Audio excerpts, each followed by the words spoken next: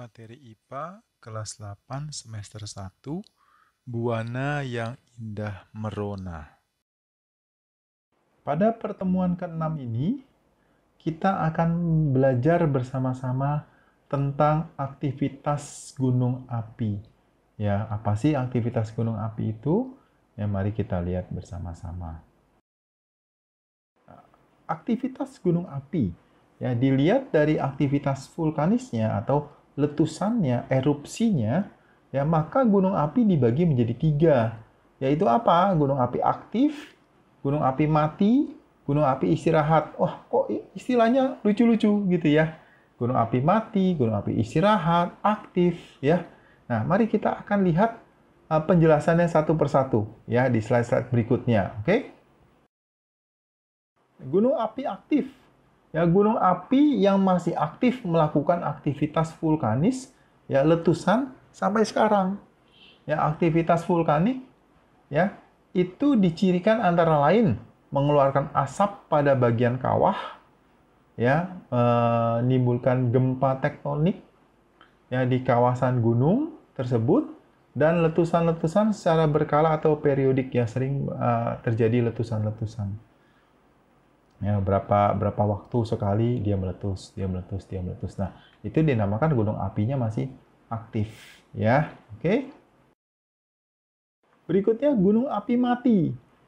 Nah, gunung api mati ini ya adalah gunung api yang tidak menunjukkan tanda-tanda kegiatan vulkanis atau erupsi ya atau letusan sejak tahun 1600.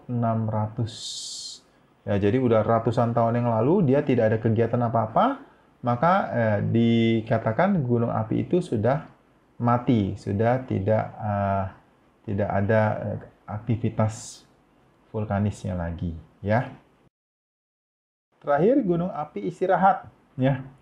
Gunung api istirahat adalah gunung api yang ya sudah tidak menunjukkan aktivitas vulkanis, ya, tetapi masih berpotensi untuk bangkit kembali melakukan aktivitas vulkanisnya ya. Jadi masih bisa meletus lagi, tetapi sudah sekian lama yaitu dia sepertinya tidak aktif ya, tapi masih punya potensi ya.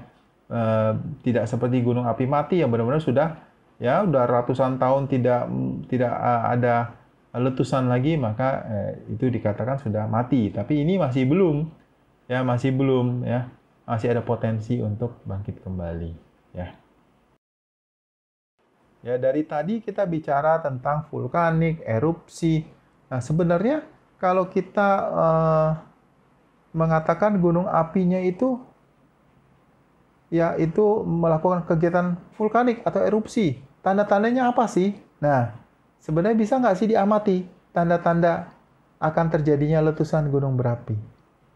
Ya, ada. Ya, kita bisa mengamati dari tanda-tanda yang diberikan oleh alam. Ya, yang pertama, suhu di sekitar gunung naik. Ya, otomatis ya mulai suhunya lebih panas ya. Mata air menjadi kering ya karena ya tentunya karena panas ya.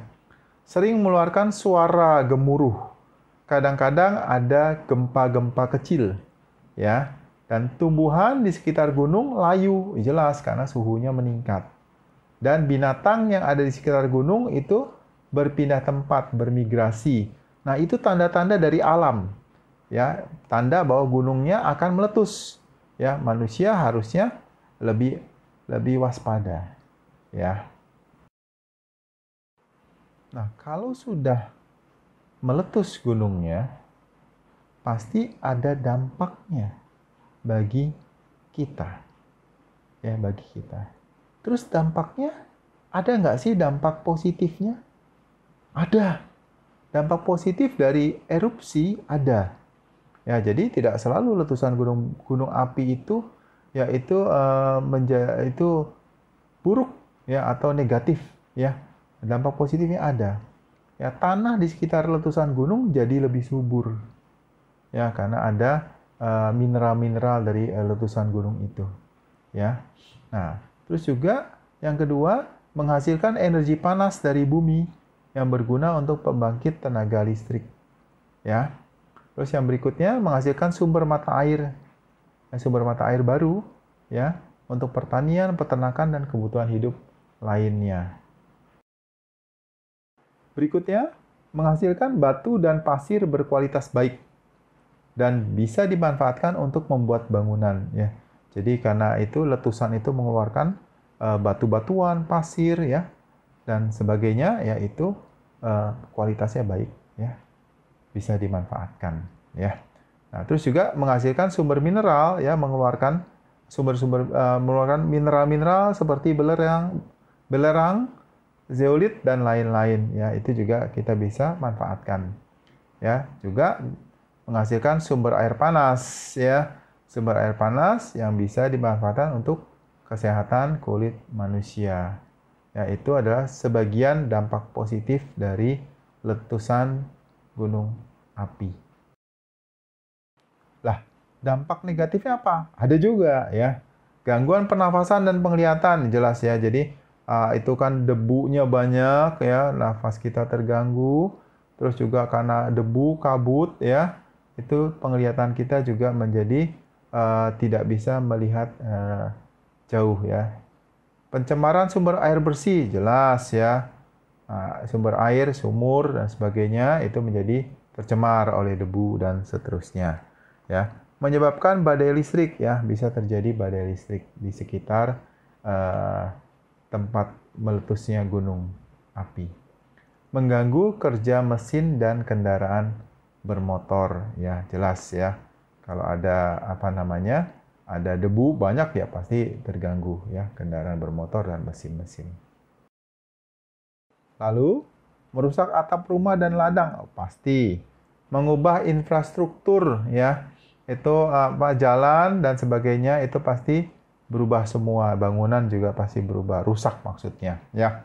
Kebakaran hutan dan lahan ya, itu juga berbahaya ya. Nah, ini korban jiwa kalau terlambat mengungsi ya akibat aliran lava, awan panas, banjir lahar ya. Mengungsi pun juga bisa juga jadi korban jiwa ya kalau kena suhu tinggi ya ataupun juga kena gangguan pernafasan ya. Terus bisa terjadi jatuhan pasir dan batu ya yang berbahaya kalau menimpa benda ataupun makhluk hidup. Refleksi kita kali ini, tidak semua gunung api berstatus aktif. Ada juga yang pasif, bahkan dinyatakan sudah mati. Ya. Yang kedua, kita dapat mendeteksi gunung api yang akan meletus atau erupsi dengan mengamati gejala-gejala alam di sekitar gunung tersebut. Yang ketiga, letusan gunung api dapat berdampak positif dan negatif bagi manusia dan lingkungan, yaitu refleksi kita untuk pembelajaran kali ini. Sampailah kita pada tugas mandiri. Tugas mandiri kamu ada 2. Ini yang pertama, ya. Yang pertama, tuliskan dampak positif dan negatif dari fenomena alam berikut ini ya. Ini gambarnya jelas saya. Ini adalah fenomena alam letusan gunung api. Ya, dampak positif dan dampak negatif tuliskan sebanyak-banyaknya. Oke. Nah, ini contoh kalau kamu mau buat dalam bentuk tabel. Ya, dampak positif sebelah kiri, dampak negatif sebelah kanan. Ya, ini contoh.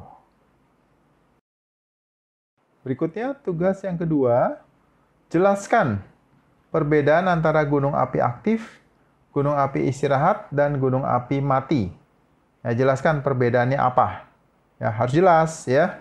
Harus jelas. Nah, kamu dapat mencari tambahan informasi ya melalui internet ataupun buku-buku sains. Ya, oke.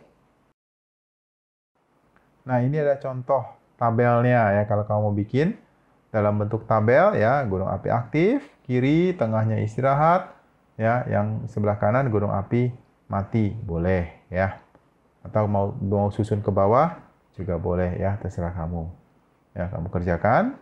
Ya, jangan lupa ya, ini adalah sebagai proses belajar kamu juga ya, kamu tidak rugi. ya kamu mengerjakan tugas-tugas mandiri kamu, ya. Itu adalah bagian dari pembelajaran, ya. Oke, selamat mengerjakan, ya.